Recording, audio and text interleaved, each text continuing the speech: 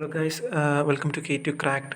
So നമ്മൾ ഇന്ന് discuss ചെയ്യാൻ വേണ്ടിയിട്ട് പോകുന്നത് എഞ്ചിനീയറിംഗ് മെക്കാനിക്സ് EST 100യുടെ മെക്കാനിക്സിൻ്റെ ഇമ്പോർട്ടൻറ്റ് ടോപ്പിക്സും അതേപോലെ തന്നെ എങ്ങനെ മെക്കാനിക്സ് പഠിക്കണം. നമുക്കറിയാം മെക്കാനിക്സ് കുറച്ചുകൂടെ പ്രോബ്ലമാറ്റിക് ആയിട്ടുള്ള ഒരു ടോപ്പിക്കാണ്. സോ എങ്ങനെയാണ് അത് ക്രാക്ക് ചെയ്യേണ്ടതെന്നാണ് നമ്മൾ ഈ ഒരു വീഡിയോയിലൂടെ ഡിസ്കസ് ചെയ്യാൻ വേണ്ടിയിട്ട് പോകുന്നത്.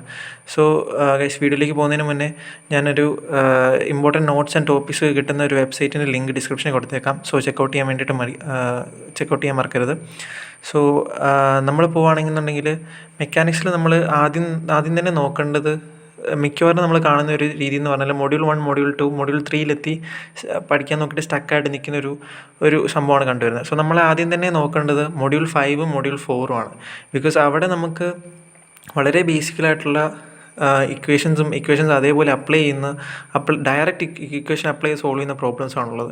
സോ നിങ്ങൾ പഠിക്കുമ്പോൾ ആദ്യം തന്നെ മൊഡ്യൂൾ 5ഉം മൊഡ്യൂൾ 4ഉം പഠിച്ചിട്ട് ബാക്കി നോക്കാനായിട്ട് ട്രൈ ചെയ്യുക. സോ മൊഡ്യൂൾ 5 നമ്മൾ നോക്കുകയാണെങ്കിൽ rotation, simple harmonic motion, plane motion of A rigid body, അങ്ങനത്തെ കുറച്ച് ടോപ്പിക്സും അതിൻ്റെ ഡയറക്റ്റ് ഇക്വേഷൻ അപ്ലൈ ആയിട്ടുള്ള പ്രോബ്ലംസ് ആണുള്ളത്. സോ ആ ഒരു പ്രോബ്ലംസ് ക്രാക്ക് ചെയ്തതിന് ശേഷം മാത്രം മറ്റു മൊഡ്യൂൾസിലേക്ക് പോകാനായിട്ട് ട്രൈ ചെയ്യുക. നമ്മളിപ്പോൾ മൊഡ്യൂൾ 4ലേക്ക് വരികയാണെങ്കിൽ ഇതേപോലെ തന്നെയാണ് നമുക്ക് കാണാൻ സാധിക്കുന്നത്.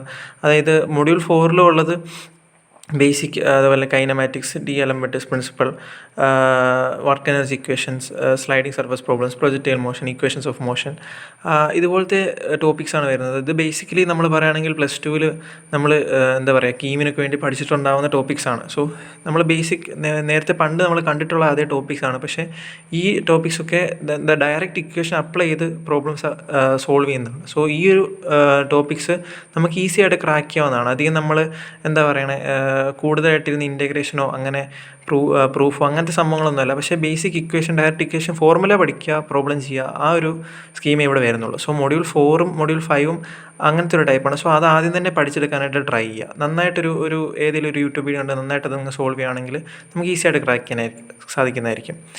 സോ നമ്മൾ അത് കഴിഞ്ഞ് വരികയാണെങ്കിൽ മൊഡ്യൂൾ 1ലേക്കാണ് വരേണ്ടത്. മൊഡ്യൂൾ 1ൽ നമ്മൾ നോക്കുകയാണെന്നുണ്ടെങ്കിൽ നമുക്ക് വരുന്നത് പാരലഗ്രാം ലോ, ഇക്വിലിബ്രിയം ലോ, ഒത്തിരി ലോസ് അവിടെ കാണാൻ സാധിക്കും. ഇതൊക്കെ നമുക്ക് 3 മാർക്കിന് വരാൻ ചാൻസ് ഉള്ള principles of superposition, transmissibility, law of action and reaction. അതുപോലെ തന്നെ വലിയ മാർക്കിലേക്കൊക്കെ വരുവാണെങ്കിൽ ഫ്രീ ബോഡി ഡയഗ്രത്തിൻ്റെ പ്രോബ്ലം, അതേപോലെ തന്നെ വാരനോൺസ് തിയറം അവിടെ ഇമ്പോർട്ടൻ്റ് ആണ്. പിന്നെ അതായത് ഒരു ഫോഴ്സ് സിസ്റ്റം റിസോൾവ് ചെയ്യുന്ന FX FI ഒക്കെ വെച്ചിട്ട് റിസോൾവ് ചെയ്യുന്ന സംഭവം, അതായത് ബേസിക് സൈനും കോസും ഒക്കെ അപ്ലൈ ചെയ്യുന്ന അങ്ങനത്തെ പ്രോബ്ലംസൊക്കെ കൂടുതലായിട്ട് നമുക്ക് മൊഡ്യൂൾ 1ൽ കാണാനായിട്ട് സാധിക്കുന്നതായിരിക്കും.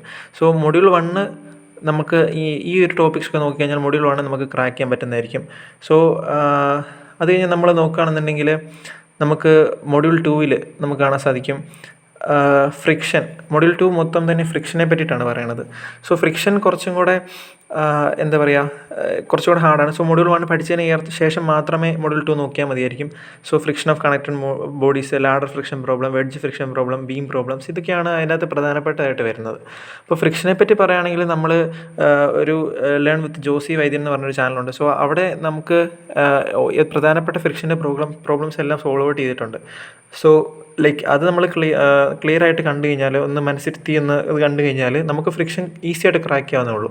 സോ ഫ്രിക്ഷൻ്റെ എല്ലാ തന്നെ പ്രോബ്ലംസ് നമുക്കവിടെ സോൾവ് ചെയ്തിട്ടുണ്ട്. സോ അവിടെ ആ ചാനലിൽ പോയിട്ട് ഒന്ന് സമാധാനമായിട്ടിരുന്ന ആ ഫ്രിക്ഷൻ്റെ പ്രോബ്ലംസ് നമ്മൾ പഠിക്കുകയാണെന്നുണ്ടെങ്കിൽ നമുക്ക് ഈ മൊഡ്യൂൾ 2 നമുക്ക് ക്രാക്ക് ചെയ്യാനായിട്ട് സാധിക്കുന്നതായിരിക്കും. അതേപോലെ തന്നെ മൊഡ്യൂൾ 2ൽ ഇപ്പോൾ ചിലപ്പോൾ ആ ഒരേ ടൈപ്പായിരിക്കും വരുന്നത്. ചിലപ്പോൾ നമ്പർ മാത്രം മാറി വരാനൊക്കെ ചാൻസ് ഉള്ളൂ. പക്ഷേ ആ ഫ്രിക്ഷൻ്റെ പ്രോബ്ലംസ് നമ്മൾ സോൾവ് ചെയ്യുമ്പോൾ അതിൻ്റെ ഒരു കോൺസെപ്ച്വൽ ആയിട്ടുള്ള കാര്യങ്ങൾ നമുക്ക് നല്ല തറവാണെന്നുണ്ടെങ്കിൽ നമ്പർ മാറി വന്നാൽ നമുക്ക് ഈസി ആയിട്ട് ക്രാക്ക് ചെയ്തെടുക്കാൻ സാധിക്കുന്നതായിരിക്കും. സോ നമ്മൾ മൊഡ്യൂൾ 3ലേക്ക് വന്നു കഴിയുമ്പോഴാണ് ഈ ഒരു 5 മൊഡ്യൂളുകളിൽ കുറച്ചും കൂടെ നമുക്ക് ഏറ്റവും തന്നെ എല്ലാവർക്കും തന്നെ പാടായിട്ട് തോന്നാറുള്ളൊരു പോർഷനാണ് മൊഡ്യൂൾ 3 എന്ന് പറയുന്നത്. സോ മൊഡ്യൂൾ 3ൽ നമ്മൾ നോക്കുകയാണെങ്കിൽ മൊമെൻ്റ് ഓഫ് ഇനേർഷ്യ പ്രോബ്ലംസ് ആണ്. വലിയ ഒരു അത്യാവശ്യം നല്ല ഇൻറ്റഗ്രേഷൻ അങ്ങനത്തെ പോർഷനൊക്കെ വരുന്ന സംഭവമാണ്. സെൻട്രോയിഡ് പ്രോബ്ലംസ്, അതേപോലെ തന്നെ തിയറം ഓഫ് പാപ്പസ്-ഗുഡിനസ്, വെക്ടർ പ്രോബ്ലംസ്, ഇതൊക്കെയാണ് അവിടെ മെയിനായിട്ട് വരുന്നത്. സോ ഞാനിവിടെ പറയുകയാണെങ്കിൽ അതിൽ രണ്ടാമത്തെ ഒരു പോർഷനുണ്ട്, learn forces in space. Forces in space എന്ന് പറഞ്ഞൊരു ടോപ്പിക്കുണ്ട്.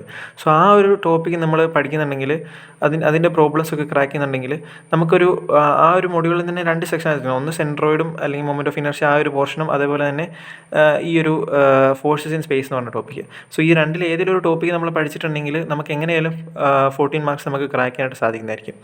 സോ ഇത്രയാണ് നമ്മുടെ ഈ ഒരു 5 മൊഡ്യൂളിൽ നമുക്ക് കാണാനായിട്ട് സാധിക്കുന്നത്. സോ അത്രയുള്ള ഇന്നത്തെ വീഡിയോ ഇഷ്ടപ്പെടുമെങ്കിൽ സബ്സ്ക്രൈബ് ചെയ്യുക. Thank you.